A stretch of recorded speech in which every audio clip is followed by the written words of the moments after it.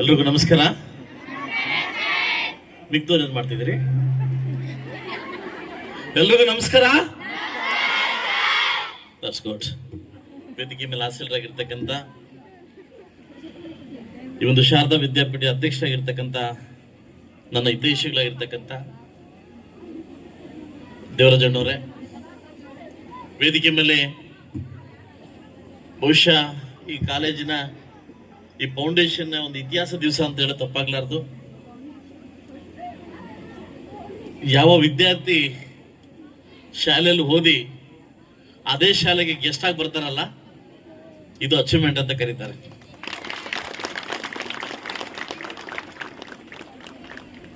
ನಾನು ಸಾಕಷ್ಟು ಜನ ಹೇಳ್ತಾ ಇರ್ತಾರೆ, ನೀವು ಇತ್ತೀಚೆಗೆ ಗೀತಾ ಮೇಡಮ್ ಅಂತ ಹೊಗಳ್ತಾ ಇದ್ದೀರಿ ಅಂತ. ಅದು ಹೊಗಳು ಅಲ್ಲ, ಅಚೀವ್ಮೆಂಟ್, ರಿಯಾಲಿಟಿ. ಅದು ರಿಯಾಲಿಟಿನ ಎಲ್ಲಿ ಬೇಕಾದ್ರೆ ಹೇಳ್ಬೋದು, ಅದು ಯಾರಿಗೂ ಸಂಕೋಚ ಪಡಂಗಿಲ್ಲ. ಹಾಗೂ ವೇದಿಕೆ ಮೇಲೆ ಆಸೀನರಾಗಿರ್ತಕ್ಕಂಥ ಕಾರ್ಯದರ್ಶಿಗಳಾಗಿರ್ತಕ್ಕಂಥ ನಮ್ಮ ರಮೇಶ್ ಅಣ್ಣವರೇ, ವೇದಿಕೆ ಮೇಲೆ ಆಸೀನರಾಗಿರ್ತಕ್ಕಂಥ ಬಿ ಡ್ಯಾನ್ಸ್ ಅಣ್ಣವರೇ, ಎಲ್ಲ ನಗರಸಭಾ ಸದಸ್ಯರುಗಳೇ, ವೇದಿಕೆ ಮೇಲೆ ಆಸೀನರಾಗಿರ್ತಕ್ಕಂಥ ಎಲ್ಲ ನಿರ್ದೇಶಕ ಬಳದವರೇ, ವಿಶೇಷವಾಗಿ ಮಾಧ್ಯಮ ಮಿತ್ರರೇ, ಇವತ್ತು 4ನೇ ತಾರೀಕು ನಾನು ಡೇಟ್ ಕೊಟ್ಬಿಟ್ಟಿದ್ದೆ ಬರ್ತೀನಿ ಅಂತ. ಅದು ನಾನೇ ಕೊಟ್ಟಿದ್ದ ಡೇಟು. ನನಗೆ ಗೊತ್ತಿರಲಿ, ನನ್ನ ದುಬೈ ಸರ್ಕಾರದವ್ರು ಒಂದು ಅವಾರ್ಡ್ ಘೋಷಣೆ ಮಾಡಿದ್ರು. ಅವಾರ್ಡ್ ನೀವು ಬರಲೇಬೇಕು ಅಂದಾಗ ಇಲ್ಲಿ ಮಕ್ಕಳು ಇಂಪಾರ್ಟೆಂಟು, ನನಗೆ ಅದು ಇಂಪಾರ್ಟೆಂಟು. ಭಾನುವಾರ ದಿನ ಇಲ್ಲಿಂದ ಹೊರಟು ನಾನು ನೈಟ್ ಎಲ್ಲ ಜರ್ನಿ ಮಾಡಿ ನನ್ನ ಕಾರ್ಯಕ್ರಮ ಮುಗಿಸಿ ಮತ್ತೆ ನೈಟ್ ಜರ್ನಿ ಮಾಡಿ ಈ ಕಾರ್ಯಕ್ರಮಕ್ಕೆ ಬರಲೇಬೇಕು ಅಂತ ನನ್ನ ಕಮಿಟ್ಮೆಂಟ್ ಇತ್ತು. ನಾನು ಮಾತು ಕೊಟ್ಟಿದ್ದೆ. ಅದಕ್ಕೆ ಈ ಕಾರ್ಯಕ್ರಮಕ್ಕೆ ನನ್ನ ಇವತ್ತು ಮಿಸ್ ಆಗ್ಬಿಟ್ರೆ ಖಂಡಿತ ಇಂಥ ಒಂದು ಕಾರ್ಯಕ್ರಮ ಮಿಸ್ ಆಗ್ತಿದೆ ಅಂತ ನನಗೆ ನೋವಾಗ್ತಾ ಇತ್ತು. ವಿಶೇಷವಾಗಿ ನಾನೊಂದು ಮಾತನ್ನ ಹೇಳ್ತಿದ್ದೆ, ಎಲ್ಲರ ಬಗ್ಗೆ ಹೇಳ್ತಾ ಇದ್ರು, ದಾನಿಗಳ ಬಗ್ಗೆ. ಅವ್ರು ಅಷ್ಟು ಬಿಲ್ಡಿಂಗ್ ಕೊಟ್ರು, ಇವ್ರು ಇಷ್ಟು ಬಿಲ್ಡಿಂಗ್ ಕೊಟ್ರು, ಅವ್ರು ಹಾಕೊಟ್ರು, ಇವ್ರು ಹಾಕೊಟ್ರು. ನನ್ನ ಮಗನ ನನ್ನ ಹೆಸರು ಬಂದೇ ಇಲ್ಲ. ನನಗೆ ಗೊತ್ತಾಯ್ತು ಇದು ಹಿಂದ್ಗಡೆ ಶಾಲ್ ಬಿಟ್ಕೊಂಡು ಹೊಡಿತಾವ್ರೆ ಅಂತ ಗೊತ್ತಾಯ್ತು. ಅದಲ್ವಾ, ಈ ಸನ್ಮಾನ ಕರೆದ್ರು ನಮ್ಗೆ ಎಲ್ಲರ ಹೆಸರು ಹೇಳ್ತಾರೆ, ಸಮೃದ್ಧಿ ಮುಂಜೆ ಹೆಸರು ಬಂದಿಲ್ಲ ಅಂತ. ಹೌದಾನೆ? ಸೊ ಖಂಡಿತವಾಗ್ಲೂ ನಾನು ಕೂಡ ಈಗ ಅನೌನ್ಸ್ ಮಾಡಕ್ ಬಂದಿದ್ದೀನಿ. ಈಗಾಗಲೇ ರೋಡು 20 ಲಕ್ಷ ರೂಪಾಯಿ ಸ್ಯಾಂಕ್ಷನ್ ಮಾಡಿಕೊಟ್ಟೆ.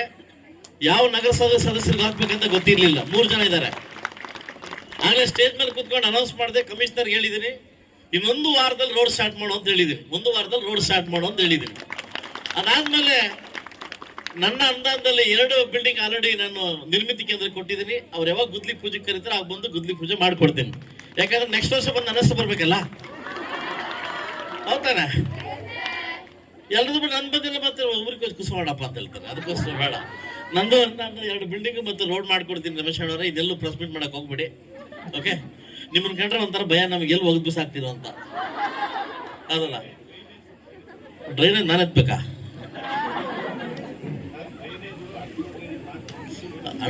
ಡ್ರೈನೇಜ್ ಮಾಡ್ಸಕ್ ಹೇಳ್ತೀನಿ, ಅವ್ರು ಎತ್ತೋರು ಡ್ರೈನೇಜ್, ನಾನು ಎತ್ತಾರೆ ಡ್ರೈನೇಜ್.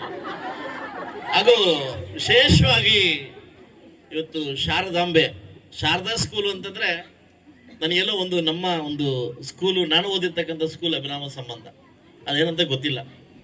ಇವತ್ತು ಆ ಶಾರದೆ ಅನ್ನೋ ವಿಚಾರದಲ್ಲೇ ಇದೆ ಶಾರದಾಂಬೆ ಅಂತ. ಸಾಕಷ್ಟು ಜನ ಮಕ್ಕಳು, ಇಲ್ಲಿ ಓದಿರ್ತಕ್ಕಂಥ ಮಕ್ಕಳು ಉನ್ನತ ಮಟ್ಟಕ್ಕೆ ಹೋಗಿದ್ದಾರೆ. ಬಹುಶಃ ಈ ಸ್ಕೂಲು ಎಂತ ಅದೃಷ್ಟ ಮಾಡಿದೆ ಅಂದ್ರೆ, ನಾನು ಫಸ್ಟ್ ಟೈಮ್ ನಾನು ಶಾಸಕರಾಗ ಇರ್ಲಿಲ್ಲ, ಅವಾಗ ಬಂದಿದ್ದೆ ಪ್ರೋಗ್ರಾಮ್ಗೆ. ನಾವು ಫೀಸ್ ಎಷ್ಟು ತಗೊಂತೀರಾ ಅಂತ ಕೇಳಿದೆ ನಾನು. ಇವತ್ತು ಈ ತರ ಲೋ ಫೀಸ್ ತಗೊಂಡು ಸ್ಕೂಲ್ ನಡೆಸೋದು ತುಂಬಾ ಟಫ್ ಕಾಂಪಿಟೇಷನ್. ಯಾಕಂದ್ರೆ ಇವತ್ತು ಸಾಕಷ್ಟು ವಿಚಾರದಲ್ಲಿ ಬಂದಾಗ ತನ್ನ ತಂದೆ ತಾಯಿ ಮಗಳು ಎತ್ತಾಗ ಫಸ್ಟ್ ಕೇಳೋದು ಟಾಪ್ ಸ್ಕೂಲಲ್ಲಿ ಸೇರಿಸ್ಬೇಕು ಅಂತ ಹೇಳ್ತಾರೆ. ಎಲ್ಲಿ? ಟಾಪ್ ಸ್ಕೂಲಲ್ಲಿ ಯಾರು ಟಾಪ್ ಆಗಿಲ್ಲ. ಅದಲ್ಲ, ಇವತ್ತು ನಾನು ಗೌರ್ಮೆಂಟ್ ಸ್ಕೂಲ್ಸ್ ಓದಿ ಇವತ್ತು ನಾನು ML ಆಗಿದ್ದೀನಿ. ನಮ್ಮ ಗೌರ್ಮೆಂಟ್ ಸ್ಕೂಲ್ ಓದಿರ್ತಕ್ಕಂಥ ನಮ್ಮ ಗೀತಾ ಮೇಡಮ್ ಅವರು ಕೂಡ ತಹಸೀಲ್ದಾರ್ ಆಗವ್ರೆ. ಅದಲ್ಲ, ಕನಸು ಕಾಣ್ಬೇಕು. ಕನಸು ಕಾಣಕ್ ಯಾವ ಶಾಲೆ ಅಂತ ಬೇಕಾಗಿಲ್ಲ. ಫಸ್ಟ್ ಕಲಿಜೆ ಇರ್ಬೇಕು. ಕನಸು ಕಾಣ್ಬೇಕಂದ್ರೆ ನಮ್ ಧೈರ್ಯ ಬೇಕು. ಹೌದಾನೆ? ಗೋಲ್ ಮಾಡ್ಬೇಕು. ಗೋಲಲ್ಲಿ ಎಂತ ಗೋಲ್ ಅಂತಂದ್ರೆ ದೊಡ್ಡ ಗೋಲ್ ಅಲ್ಲ. ಏನ್ ಕೇಳ್ತಾರೆ, ಏನ್ ಕಾವಲ್ರ ನಮ್ಮ ಹುಡುಗಿ ಕೇಳ್ತಾರೆ, ಏನಾಗ್ಬೇಕು ಅಂದ್ರೆ ವಿರಾಟ್ ಕೊಹ್ಲಿ ಆಗ್ಬೇಕು ಅಂತ ಹೇಳ್ತಾರೆ. ನಮ್ಮಂತ ಹುಡುಗಿ ಬೇರೆ ಕೇಳಿ ಏನಾಗ್ಬೇಕಾದ್ರೆ ಅನುಷ್ಕಾ ಗಂಡ ಆಗ್ಬೇಕು ಅಂತ ಹೇಳ್ಬೇಕು. ಕನಸು ಕಾಣ್ಬೇಕು, ಮುಟ್ಟು ಅಂತ ಕನಸು ಕಾಣ್ಬೇಕು, ಗೋಲ್ ಹೊಡಿಬೇಕು. ಎಂತ ಗೋಲ್ ಹೊಡಿಬೇಕಂದ್ರೆ ನೆಕ್ಸ್ಟ್ ನಾನು ಬರ್ಬೇಕಾದ್ರೆ ಗೀತಾ ಮೇಡಮ್ ಸ್ಥಾನದಲ್ಲಿ ಕೂರ್ಬೇಕು ಅಂತ ಗೋಲ್ ಹೊಡಿಬೇಕು. ಅದು ಗೋಲ್. ಬಹುಶಃ ನನಗೆ ಗೊತ್ತಿಲ್ಲ, ಈ ಮುಳಬಾಗ ತಾಲೂಕಿನ ಸಂಬಂಧ ನನಗೆ ಗೊತ್ತಿಲ್ಲ, ಯಾವ ಜನ್ಮದ ಪುಣ್ಯ ಅಂತ ನನಗೆ ಗೊತ್ತಿಲ್ಲ. ನನ್ನ ತಾಯಿ ಹುಟ್ಟೂರು ಮುಳಬಾಗಲ್, ನನ್ನ ಅಕ್ಕನಕೋಟೆ ಹುಟ್ಟೂರು. ನಾನು ಯಾವಾಗ್ಲೂ ಬರ್ತಾ ಇದ್ದೆ ಆಂಜನೇಯ ಸ್ವಾಮಿಗೆ. ಗೊತ್ತಿಲ್ಲ ಆಂಜನೇಯ ಸ್ವಾಮಿ ಕರ್ಕಂತಾನಂತ ಗೊತ್ತಿಲ್ಲ. ಎಂತ ಒಂದು ಜನ್ಮಸ್ಥಳ ಅಂತಂದ್ರೆ ಈ ಮುಳಬಾಗಲ್ಲು ನಮಗೆ ಗೊತ್ತಿಲ್ಲ. ಸೊ ಅದರಿಂದ ಊರಿಗೆ, ಹುಟ್ಟು ತಾಯಿಗೆ, ಹುಟ್ಟು ಶಾಲೆಗೆ ನಾವೇನಾದ್ರೂ ಮಾಡ್ಬೇಕಾದ್ರೆ ದಯವಿಟ್ಟು ಸಾಧನೆ ಮಾಡ್ಬೇಕು ಮಕ್ಕಳೇ, ಸಾಧನೆ ಮಾಡ್ಬೇಕು. ಸಾಧನೆ ಯಾರಪ್ಪ ಮನಸ್ಸತ್ತು ಅಲ್ಲ.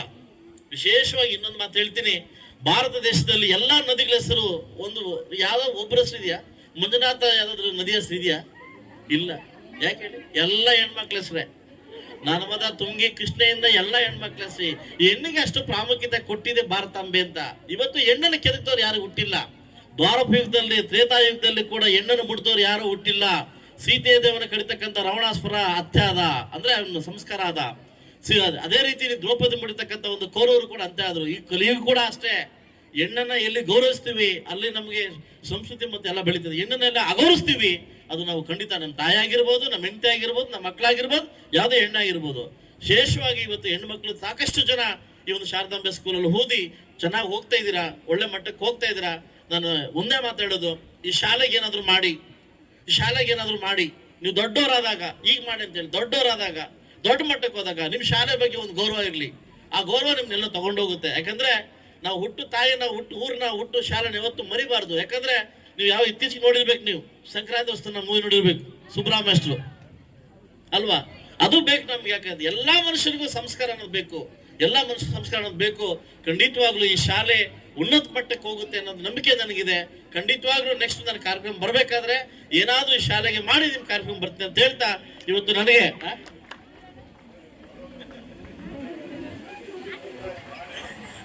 ಅದಲ್ವಾ, ನೆಕ್ಸ್ಟ್ ಬರ್ಬೇಕಾದ್ರೆ ಶಾಲೆಗೆ ಏನಾದ್ರು ಮಾಡಿ ನಾನು ಬರ್ತೇನೆ. ನನಗೂ ಸ್ವಲ್ಪ ಮನ ಮರಿದಿದೆ ಅದಕ್ಕೋಸ್ಕರ, ಅದಲ್ವಾ? ಮತ್ತೆ ಹೇಳಿ ಹೆಣ್ಮಕ್ಳು ಮಣ್ಣೊಚ್ಚೆ ಸೆಪ್ಪೇಶ್ ನೀವು ಶೇಲಿಯೋದು ಅಂತ ಯಾಕೆ ಬೇಕು ನಾನು ಸುಮ್ಮನೆ.